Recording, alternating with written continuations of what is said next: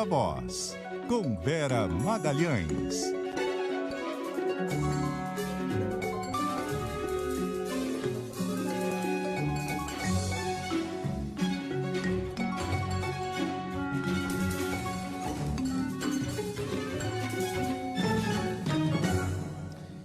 Vera Magalhães. Boa tarde, Sardenberg. Boa tarde, Leandro, e a todo mundo que nos ouve e nos assiste. Boa tarde, Vera. Onde você está? Em Brasília, Rio, São Paulo, Belo Horizonte? Hoje estou em Brasília, Sardenberg. Vim direto do Rio de Janeiro aqui para Brasília para uma conversa, para acompanhar também a leitura do relatório final da CPI, mas hoje mesmo já volto para a sede em São Paulo. Com imagem no nosso YouTube também. A Vera com a imagem no nosso YouTube, no cbn.com.br. Você vai lá, CBN ao vivo, também pode ver. E também no Globoplay. Também. Não precisa nem ser assinante, viu, Sardenberg? Exatamente. Vera, e o relatório, hein? Houve aquela mudança que foi fechada ontem à noite e com a retirada dos crimes de genocídio e homicídio.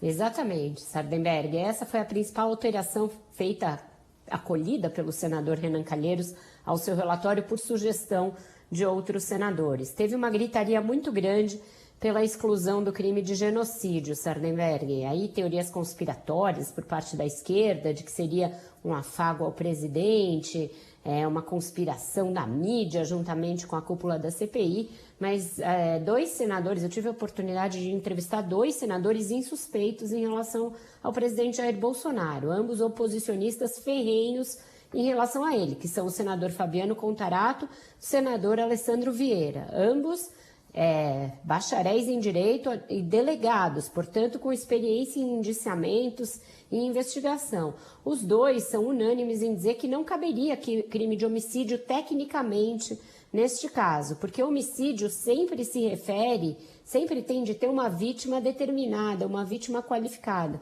Nesse caso, quem seria a vítima? 603 mil mortes. Os 603 mil mortos da pandemia, não é tecnicamente possível você imputar o homicídio de cada uma dessas pessoas. Você teria que fazer caso a caso ali, homicídio. Exato. Nem todos morreram por omissão do governo, então seria tecnicamente infundada essa acusação. Da mesma maneira, em relação ao crime de genocídio. O crime de genocídio foi definido internacionalmente depois do Holocausto como um crime em que alguém ou um governo tem a intenção deliberada de matar um povo, uma etnia ou um grupo religioso inteiros.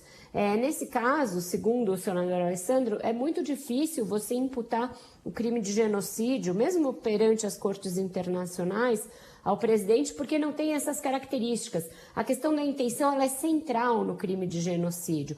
Muitas matanças gravíssimas aí no curso de guerras demoraram a ser analisadas como genocídio justamente... Alô, Vera Magalhães? Primeiro congelou a imagem e depois sumiu o som. Tem o outro assunto que é o Flávio Bolsonaro. Vamos ouvir a declaração? Espera um pouquinho. Voltou a Vera? Ela já está? Eu estou ouvindo vocês. Agora sim. Bom, você estava falando de então... hotel são duro. Vera?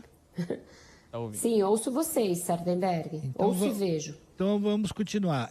Você estava falando então do crime de genocídio, que de fato tinha que ser excluído, porque pela definição internacional, em geral, é um ato de governo, de Estado, com a intenção de um planejamento e execução deliberada para exterminar uma comunidade, um grupo étnico, racial, religioso, como ocorreu algumas vezes na história da humanidade.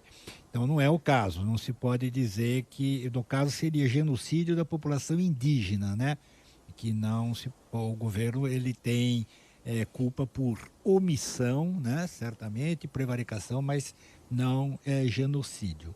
Agora, ficaram 9 Deixa eu só complementar uma coisinha em relação a isso, Sardenberg, Diga. porque eles incluíram no lugar do genocídio crime contra a humanidade, que tem igualmente um peso muito grande e que a pena é parecida com a do crime de genocídio. Então, não é que se livrou o Bolsonaro de uma imputação política mais grave, se trocou. Crime contra a humanidade tem um peso perante a comunidade internacional, tem um peso para o legado de um governante gravíssimo também. Então, não é que se pegou leve com o Bolsonaro em relação a isso. É só um cuidado técnico para que o relatório não caia ali, não chegue em Haia, não chegue no Tribunal Penal Internacional e seja simplesmente arquivado porque é inconsistente. Exatamente. E aí ficou também o crime de epidemia com resultado de morte, né? Parece esquisito, até falei sobre isso aqui, imputar a epidemia a ele, mas é isso que está no código, porque quando você agrava as consequências de uma epidemia ou de uma pandemia, é essa a qualificação, Sartenberg. Tá certo. Bom, e agora como é que segue o processo, Vera?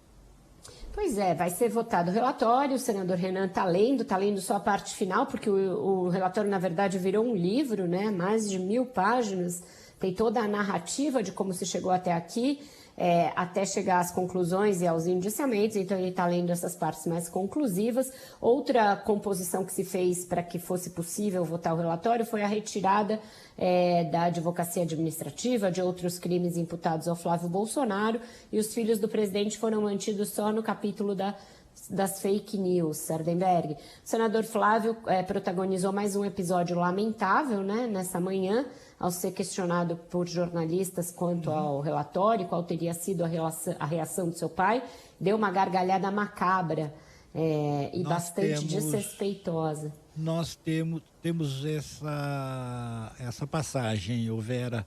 Vamos ouvir? Infelizmente. Olha, eu acho que ele receberia da seguinte forma: você conhece aquela gargalhada dele? Que não tem o que fazer de diferente disso. É uma piada de muito mau gosto o que o senador Renan Calheiros faz. Por isso que eu falo que é um relatório de cara, de pronto, inconstitucional. Não tem nada que se aproveite. Ele prestou um grande desserviço à população. O maior escândalo de corrupção que a CPI acusa o governo federal de ter feito é de uma vacina que sequer foi comprada. Não foi gastado R$1 de dinheiro público e eles estão falando em corrupção. Não foi, ele repetiu a gargalhada do pai e ainda disse que não foi aplicado nenhum real, mas é porque a CPI pegou antes. Né? Exatamente, Sardenberg. É uma gargalhada que se assemelha à gargalhada do Coringa, né? O vilão do Batman. Uma gargalhada que dói na gente, porque a gente tem 603 mil mortos nessa pandemia. Muito do que se sabe hoje, do que aconteceu no Brasil, se deve a essa CPI. Inclusive essa compra da Covaxin, que já estava aprovada, já tinha dinheiro reservado e, como você diz, só foi sustada graças à CPI. O caso Prevent Senior, que restaria desconhecido se não fosse a CPI. Todos os detalhes de como o governo virou as costas à vacina da Pfizer, 1, 2, 3 vezes, vieram à tona graças à CPI. Então, não dá para dizer que essa CPI prestou um desserviço ao país. Desserviço ao país prestou o negacionismo, prestou a demora na compra de vacinas, prestou o gabinete paralelo, prestou a insistência em remédios sabidamente ineficazes. Tudo isso prestou um desserviço que se conta em vidas humanas. Então, o senador Flávio dá mais um show de escárnio com a população brasileira ao ousar dar essa gargalhada macabra na cara da gente num dia como hoje. Vera Magalhães. Obrigado, Vera. Até amanhã. Até amanhã. Um bom jornal para vocês. Até.